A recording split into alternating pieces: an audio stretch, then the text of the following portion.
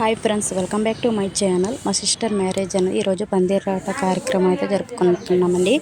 పెళ్లి కూతురు విధంగా రెడీ చేసి ఆ తర్వాత ముత్తైదులందరినీ పిలిచి ఊర్లోటు పెద్దవారు మగవారు అందరినీ వచ్చి పిలిచి ఈ కార్యక్రమం అయితే చాలా సంతోషంగా జరుపుకుంటారు.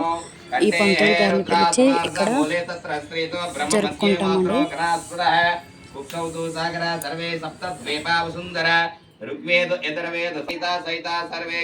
పందిర్ రాట అయితే వేసేసామండి. దీనికి పందిరికి పసుపు రాసి పసుపు గుమ్మతో కట్టేసాము. కట్టిన తర్వాత ముత్తైదులందరూ అక్షంతలు వేసి ఆశీర్వదించారు. తర్వాత పందిరు అయితే రెడీ అయిపోయింది. ఈ విధంగా అందరు కలిసి పందిరు అయితే చిన్నగా వేసాను. ఆడపిల్లలు కాబట్టి ఇంటి దగ్గర చిన్నగా వేశారు. మగ పిల్లల వాళ్ళు అయితే చాలా పెద్దగా అయితే వేసుకుంటారు. ఆ తర్వాత పంతులకి అన్నదానం అయితే ఇచ్చారండి.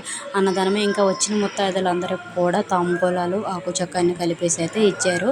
ఈ విధంగా మా ఊరు సైడ్ అయితే ఆడపిల్లల ఫంక్షన్ రోజు అయితే జరుపుకుంటున్నాం. మీ సైడ్ ఎలా జరుపుకుంటున్నారో చెప్పండి. ఇలా జరిగిన తర్వాత ఇంకా అమ్మవారి గుడికి వెళ్ళి అయితే దర్శనం చేసుకున్నారు. ఈ విధంగా అమ్మవారి గుడి దగ్గర దర్శనం చేసుకొని వాళ్ళ ఊరు అమ్మవారి గుడి అండి, అక్కడైతే ఈ విధంగా దర్శనం అయితే చేసుకొని వచ్చాము. ఇంకా పూలు అయితే తీసుకొచ్చాము. పూలు తీసుకొచ్చి అందరం ఇంకా కలిసి మాల అయితే కట్టామండి. మాల కట్టిన తర్వాత పూజ చేసుకొని ఇంకా రేపు కావాల్సిన అంటే మిక్సీ అయితే చేసుకున్నాము. మిక్సీ అయితే చేసుకొని అందరం కలిసి ఉన్నాం. బ్యానర్కి అయితే ఫొటోస్ అయితే తీసుకున్నారండి. బ్యానర్గా సెట్ చేశారు. ఈ విధంగా ఫొటోస్ అయితే షూస్ పెట్టుకున్నారు. ఇప్పుడు అందరూ వెడ్డింగ్ షూట్స్ అని ఉంటాయి కదండి, దానికోసమని ఈ ఫొటోస్ తీసుకొని బ్యానర్గా సెట్ చేశారు. ఇలా అన్ని డెకరేషన్ చేసి బ్యానర్గా సెట్ చేసిన తర్వాత ఇక్కడ ఫంక్షన్ కూడా జరుగుతుంది. ఫంక్షన్ జరుగుతుంది. దానికోసం అన్నీ రెడీ చేసి కాయగూరలు అన్నీ కట్ చేస్తున్నారు. ఈ విధంగా అన్నీ రెడీ చేసి పెడుతున్నారు.